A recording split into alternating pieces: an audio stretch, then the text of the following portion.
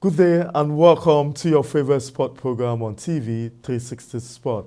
Definitely, as usual, it will be another interesting sport program. So you have to just stay tuned to your device so that you know what's going on in the world of sport. But not, I'm sure your expectation it's going to be right because we're still in the euphoria of the Women's World Cup. But we'll be looking at the Super Falcons, the tournament from the group stage to the round of 16. And though we all know that we are out of the tournament, but there have been praises and a lot of adoration for the girls for doing so well. Even the fact that we did not meet up to the target of the quarterfinal, which we set some years ago. So joining me to look at what's next for the Super Falcons after the elimination by the Lioness of England via penalty is Jide Lawal, who is the general manager of Echo FM and Radio Lagos. It's good to have you on the show, sir. Now, let's go straight to your own observation. This whole tournament, 4 games. The first game against Canada, Australia, Ireland, and England. What's your observation about the game, and how fulfilled are you with the girls' performance, also with the coach tactical display? Well, I think generally, if you look at the 4 games that the Super Falcons played at the World Cup, you will agree with me that they did extremely well. Considering the quality of opposition that they played against, and again, if you consider the preparation that the team had, uh, not many Nigerians didn't really give them an opportunity in the preparation that the team had. But even they put that behind them, and at the end of it all, they put up a performance that is that made us proud. You know, never mind the fact that they were defeated via penalties at the round of 16, but the performance that was what gladdens the hearts of Nigerians, and you could see from the president to the first lady to the Senate, everybody applauded the effort that the Super Falcons put in. And to me, generally, that sum up their performance, because if you look at where they were coming from, some few days to the commencement of the tournament, we were hearing that they were going to boycott, they were not being paid their allowances and what have you. But they put that aside and they represented our country very well. They represented us very creditably well. We could just be proud that we are Nigerian uh, based on the effort of the Super Falcons. And for me, I think they did extremely well. They did extremely well. Like they say in sport, penalties, shootout is a game of lottery. It does Mm. not really truly reflect the performance that was put on in the 120 minutes of the football encounter. We could have won. Even I was listening to Sky Sport reportage of the event, and said that the Nigerian team hit the cross the woodwork 3 times. You Mm. could you could have gone in. One of the 3 shots that hit the woodwork could have gone in, and we could have won. They even admitted, the English press admitted that the 3 Lions were lucky. They Mm. were lucky to have won that match. And for me, that's a thing of joy, and I'm super proud of the Super Falcon. Okay. And I think moving forward, we should just applaud them, for a very job well done. Okay, well said, sir. And let's now look at African teams that came to this World Cup. All 3 out of 4 got to the round of 16. And it shows that that's the first time that the African team will have 3 countries go to the round of 16. Most often time, we think that the European counterpart are better than us. But we've proven with us in that group, defeating Australia, a draw with Canada, and also draw with Republic of Ireland. Don't you think African teams have long been underestimating their performances at the World Cup, thinking that it has to be the European counterpart? But with this World Cup, it seems that we now know that we are also one of the best in Africa. What's your opinion with the African teams at this World Cup? I think generally we can ascribe that to the development of women's football generally. Either to maybe some years back, it used to be Nigeria alone. That's why that accounted for why Nigeria has won about 9 of the Africa Cup, Nations Cup that have been held. But you realize that these days, all the Africa countries are catching up. Female football is developing in some other African countries. So that explains why we had 3 teams from Africa that qualified for the round of 16.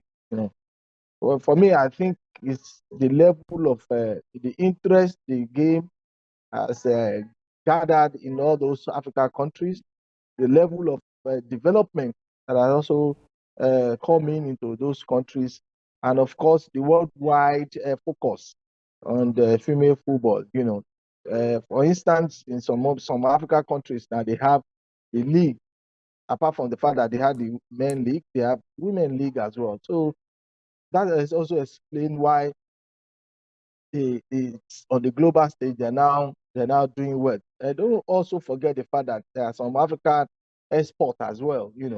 If you talk about some of the Super Falcon players, Aziza Toshola, and some other people that are applying their trade in Europe.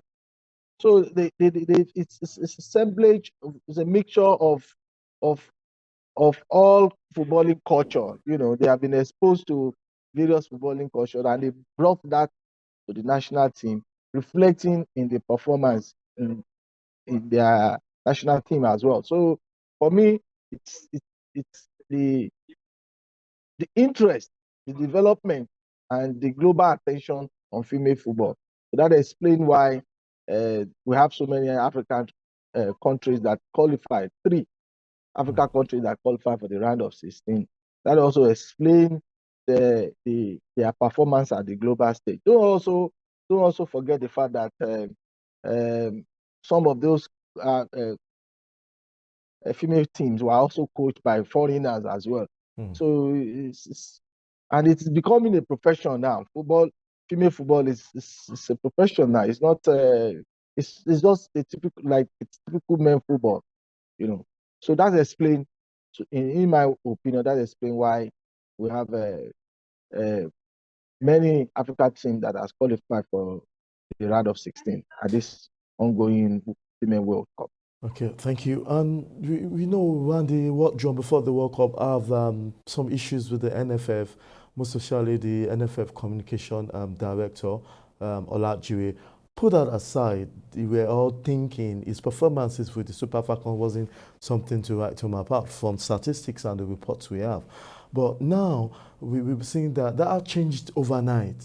And some people are already saying, let Randy Drum should stay because he said in a report that it's now for NFF to decide whether he should stay or not. But he's ready to take those girls and prepare for the Olympics. Now, which of the divide are you? Do you think this performance enough is to say yes, Randy Drum is good? Or what is your own opinion about the coach before the World Cup? See, first of all, maybe I should ask the school of thought that wants Drop to go. Why they felt he should go. You understand? Was it because the fact that the Super Falcons didn't do well at some of the friendly matches that were played, or not? For me, friendly is supposed to expose you to Weakness. real time situation and learn your 1 or 2 lessons from that. So you are not supposed to be winning friendly. It's supposed to teach you to learn more about your team.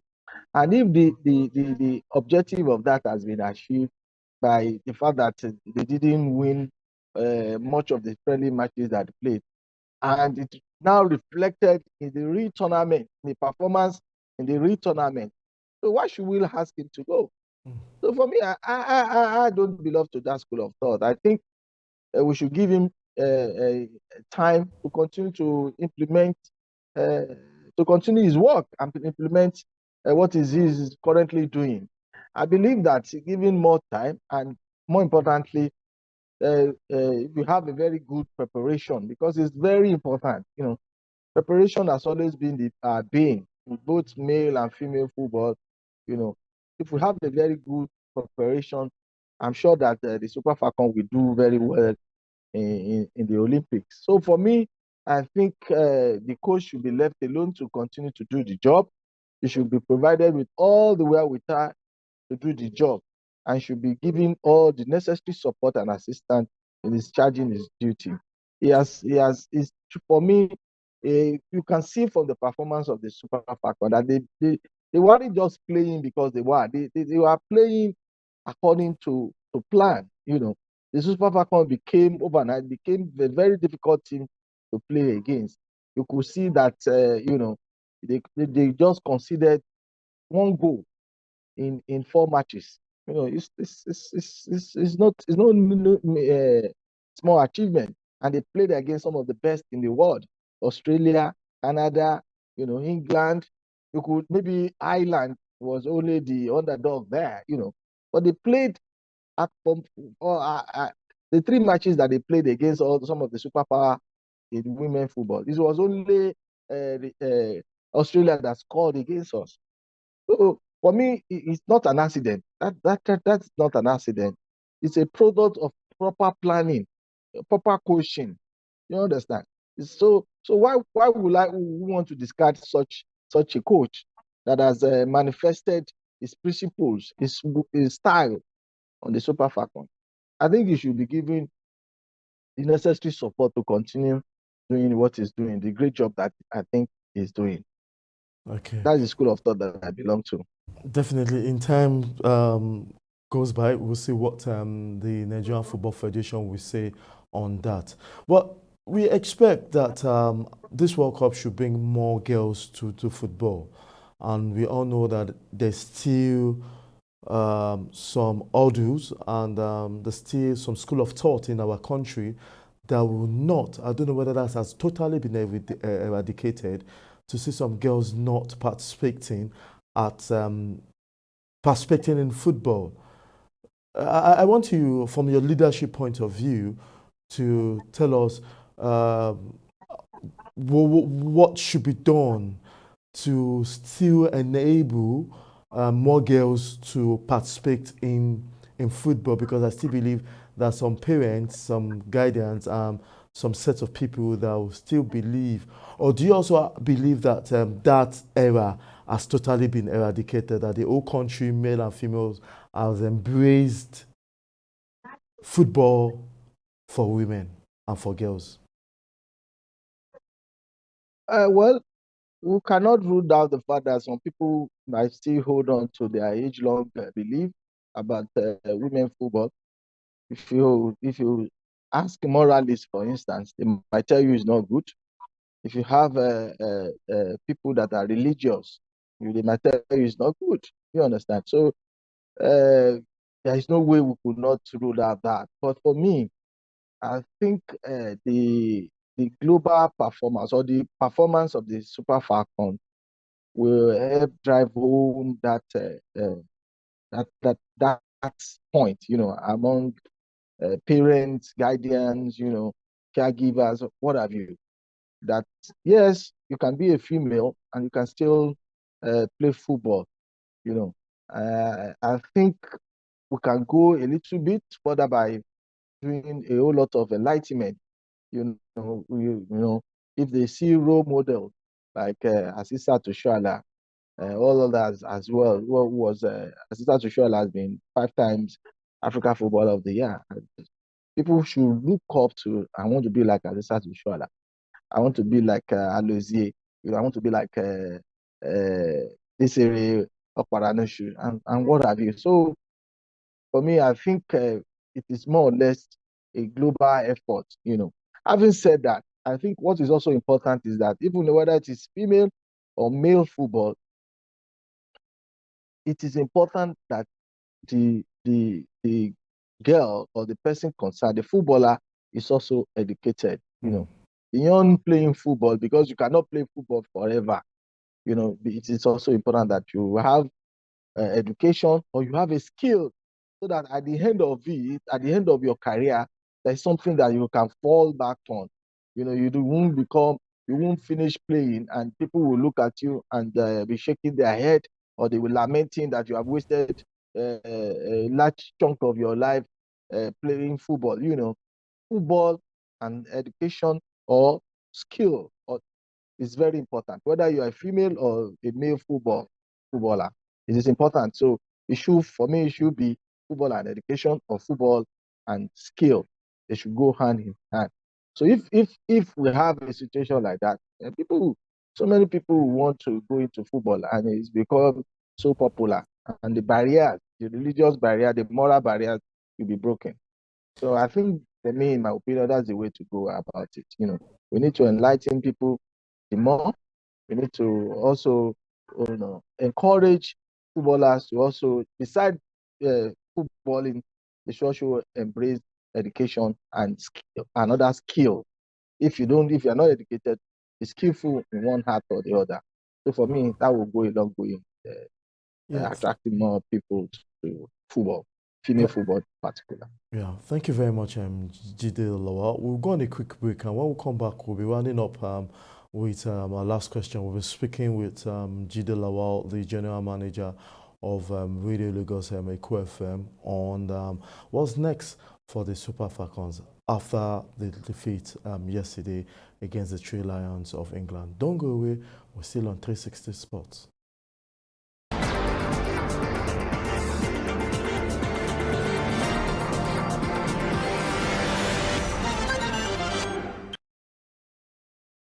Welcome back. It's still 360 Sport, and our guest is still with us. I'm talking about what's next for the Super Falcons. Jide Lawal is an Arsenal fan, but he's an administrator with so much passion for sport generally. And I'll round up with my last question for the show today. We all know there's still so much disparity, differences between the male and the women's football. Recently, the American national team, female national team, have been calling for equal pay, and they got that, while some other countries also follow suit in ensuring that they get the same pay between the male national team and the female national team. Ours still goes beyond just the disparity in pay. There's still so much in terms of many differences between the male and the female. What do you think should be done to bridge the gap between the male national team and the female national team? Perhaps more in terms of infrastructure, more in terms of so many things to do. So what's your own opinion on how to bridge the gap between the male and the female? Well, I think I should just answer you straightforward by saying that what is good for the goose is also good for the gander. The last time I checked, football is played over 90 minutes. And if we have to decide a winner, and we need to do another extra 30 minutes. So 30 plus 90, that makes 120. So both in female and in male football. So and at the end of it, if we still were unable to decide a winner, we go into penalty shootout, like the other day that happened between Nigeria and England. So why should a male footballer get more money than a female footballer? So I mean, it's so obvious, so obvious. So if we are doing the same thing, we are exposed to the same hazard, where we are practically doing the same thing. So why should you get more money than I am? As a matter of fact, I think if you look at the Women League in England over the last season, there were cases of ACL injury among women there, and they were trying to undertake a study to determine why is ACL common among women footballers. About 3 or 4 Arsenal players had ACL injury. So that even to me, maybe that probably, if the result comes out, it will even bring to the fore that women are even more in danger, playing football than men. So if we have a scenario like that, so why should they get less pay than men simply because they are female, or because female football is just coming up later than the male football? So I think all we need to do is to redouble our effort and change our orientation and say that, okay, in the past, we have not been paying, we have not been treating female and male football equally. But going forward now, we need to change our orientation and treat male and female football equally and pay them equally. So for me, it's just an attitudinal thing. We need to change our attitude. We need to change our disposition to the way we see female football. Before now, it wasn't interesting. But look at the quality on display at the ongoing female World Cup. So that goes a long way to say that the standard has improved tremendously. Okay. That's improved. So in as much as they are doing the same thing that the men does, so why should we not pay them equally as the men do? Even if beside football, if we work in the same environment and you process the same qualification, whether you are a female or male, you are paid the same thing. So you are not discriminated against in the work environment. So why should it be different in the footballing environment? So it should be the same thing. Okay. We should even not. It's not something that should be discussed. It's a foregone conclusion. That's my take on that. Okay. I hope the NFF will be able to really listen to that, because not just you, a lot of people are saying there should be equal pay and equality between the two sides, and giving the same example you've given to our audience today. Thank you very much, Jide Lawa, for being part of this program. Thank you, Muda, for always having me. It's a pleasure to be here. Thank you so much. Thank you. That's all we'll take on to this program, 360 Sport, your favorite sport program on TV. Let's not forget, same time next week, we'll be giving you all what you need to know in the world of sport. Don't forget to join us on all our social media platforms to give you the best in the world of sport. I'm Muda Shivshitu. Bye for now.